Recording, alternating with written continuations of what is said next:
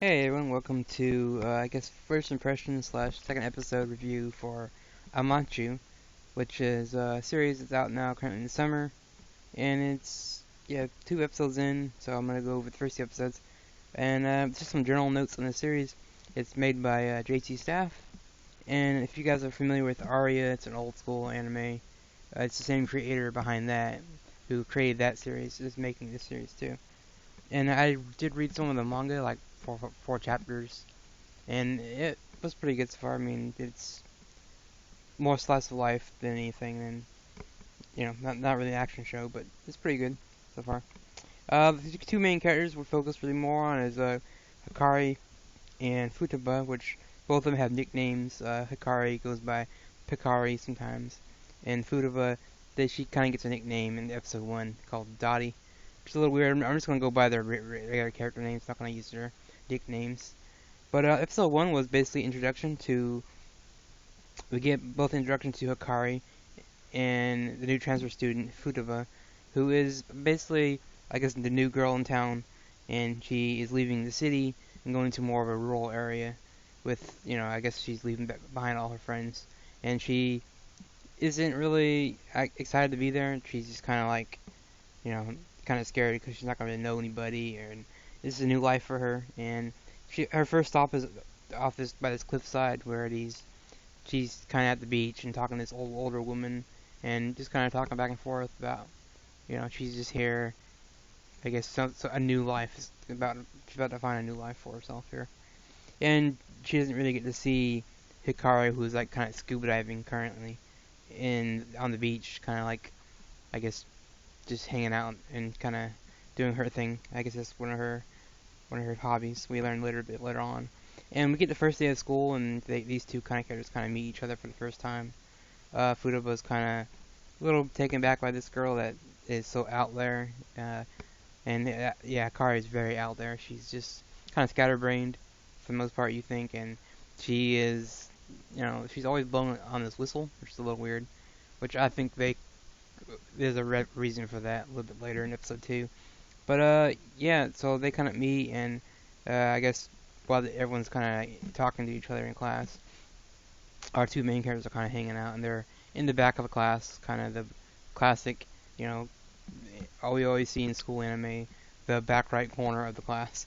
So they're kind of together in that spot there, and so we have, you know, those two kind of interacting, and I guess yeah, Kari's kind of like drawn to Futaba for some reason. She's just like commenting on how her hair is pretty and all this, and gets even closer to her face to a point where they're like face to face, and it's a little weird, but yeah, Futaba's kind of like taken back again by this girl, and then even the teacher comes in and gives a speech about uh, you know just seizing the day and all that stuff like that, and just living in the moment, like have fun.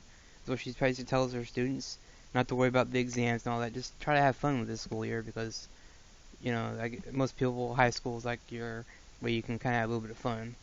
That's your last time doing school unless you go to college. But for most people, high school is like their best memories of school. But yeah, I guess the teachers just kind of giving this speech like that, saying that, have fun, find the fun things to do in life. Don't worry about everything else. And it was kind of a cool speech. I mean, I don't have it word for word what she said because it's kind of long, but it was fun just seeing how the teacher is still kind of a young at heart character, and she kind of cares for these students, but even though again she has to be the teacher, and we'll learn more about her a little later.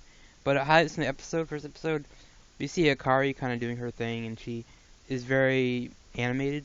She has this often goes in this expression face mode where it's like a Muppet, and she has this like, weird expression on her face, and those moments are very hilarious. But I fear most people will probably find those to be annoying and stupid after a while, after maybe like 4 or 5 episodes of her constantly doing that stupid face. They're probably gonna not like it as much. I think it's funny, but others may find it to be kind of a distraction. A distraction from like what they want the series to be. And I guess theme-wise was very lighthearted and fun.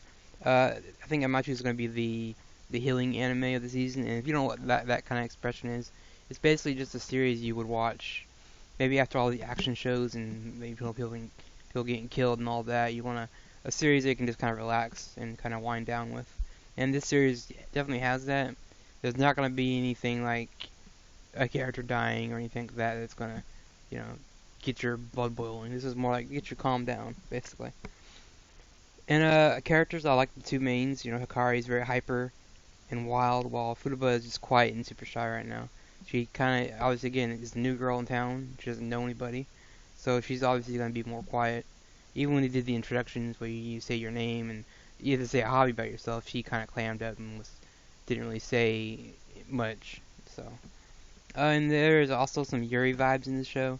I do think that some people were saying that later down the road, I'm not sure if it's spoiler territory or not, there just something will develop, but we don't know. I don't know exactly what's going to happen. I mean, I'm expecting more of like a playful type of Yuri, maybe not a Yuri style where it's comedy and slapstick and hilarious all the time. But maybe Sakura, I think it's Sakura Trick or Kiss, one of the two.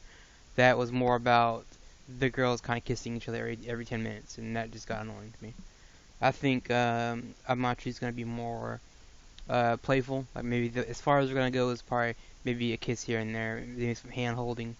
But we'll see. I mean, I'm not sure. Futaba and Akari doesn't really have that vibe right now. They're just kind of, kind of trying to figure each other out right now, and you know. So as far as that goes, I'm not sure if we're going to get any super hardcore romance between these two. So, I mean, in a given way, Akari's kind of the silly, wacky character. I don't think she's ever going to go down that road. But we'll see. You never know. I mean, it might be interesting if they did. Episode 2 jumps right back with, we follow Hikari kind of this time in the morning. She's doing her morning rituals, which is like checking her hair and doing all this and things like that before she leaves. And she, again, has this whistle with her, which I'll talk about that a little bit later, but it's just weird. And I guess she kind of runs into the teacher on the way to school. She's kind of walking. The two of them begin this. They start walking together, and then gradually things turn into sprinting, and then they're running, and then I guess it is like this impromptu race out of nowhere, and the two of them are just racing to school. Hikari claims she goes to school early because she likes to watch look at the scenery and all that when she's walking. The teacher said the same thing, but for some reason they broke off into a race. I guess both of them have this competitive nature, maybe. I'm not sure. But even the teacher kind of hitches a ride on the motorcycle and kind of just gets ahead of Hikari. She's kind of like, does a shortcut. And our shortcut kind of involves like running down a mountain, or I guess a mountain, whatever. But she does that and then takes this like giant leap of faith off this side of this cliff, whatever you want to call it, and like lands in the middle of the street, and kind of lands on her legs, and she is kind of stunned because she can't move. Because we always see that in cartoons or anything, or when someone jumps real high and they hit the ground really hard, they're usually their knees are giving out on them and they fall over. But the teacher runs to her side, and I guess they kind of discover both of them have this hobby they share, scuba diving, and I guess they kind of hit it off. In the meantime, we saw Futaba saw all of that taking place about how she took a photo of Hikari's just jump, the massive jump she did, and she's just like kind of stunned, like, hey, this girl is just strange to her again. Afterwards, we get to class, and they're talking about clubs and stuff like that, and Hikari, I guess Fudaba's kind of trying to leave, but she kind of runs into Hikari, and she sees her kind of sneak off, and is like, huh, what's she doing? She follows her, not knowing that Hikari kidnaps her, basically, and kind of shows her off to the scuba diving club, and both of them get there, and they're looking around, they kind of play with this cat for a bit, the cat's very strange. I'll talk about that a little bit later. But they see these wetsuits and dry suits, and Hikari kind of explains the difference between the suits. One wetsuit, obviously, you can get water on it. The other one's a dry suit, which is water resistant. It won't get anything. Water doesn't seep into the suit. So the two of them, Hikari puts on one suit, and then Fudaba's kind of interested, so they kind of get her to put one on too. And before they know it, they're both in the pool. But in the meantime, Fudaba's kind of confused at what's going on. She's like, am I, following this girl blindly, or am I doing it myself? Is she making the choice to follow this girl, or is the girl kind of pulling her along? So she's kind of questioning that, like, just wondering, like, what is it about this girl that is just so interesting to her? Why did she, give off this vibe that I have to do stuff with her? Because in the episode title was like doing bad things with Hikari, which doesn't necessarily mean like bad, like they're not gonna break into someone's house or nothing. It's just meaning they're going against the school regulations. They're not supposed to be at the club, at the scuba club, because it's too cold to do that or anything. But they just do it anyway.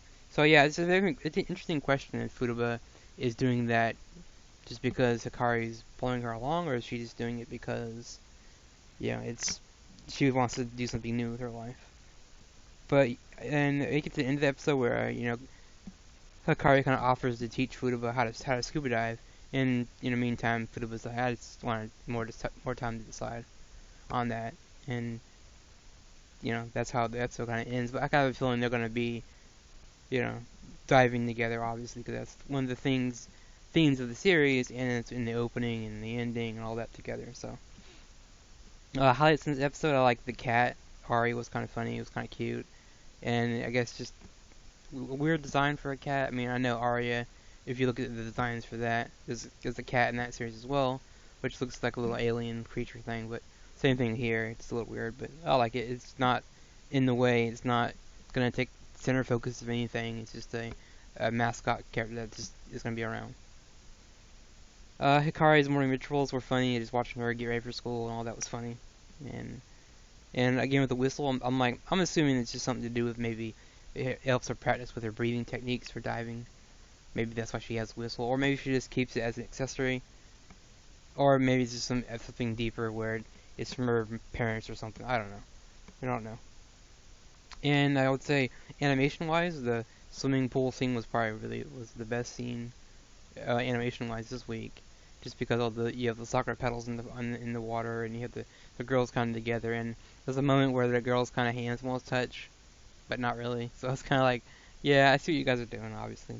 And then obviously we have more of the crazy Muppet faces that we keep seeing throughout these two episodes. And for me, I think they're pretty good. I mean, again, I think people are gonna get bored by those real soon, but I think they're pretty fun. I mean, they're harmless. They're not really doing anything that's, they don't really take away from the story much. They're just there to make the character kind of stand out a little bit more than she does. So yeah. Next time I'll talk about one episode instead of two. Maybe another new drawing, as you can see with this one I'm currently working on. That it was Hikari this time. Maybe I'll draw Futaba next time, or some other character, maybe the cat. I don't know. But until next time.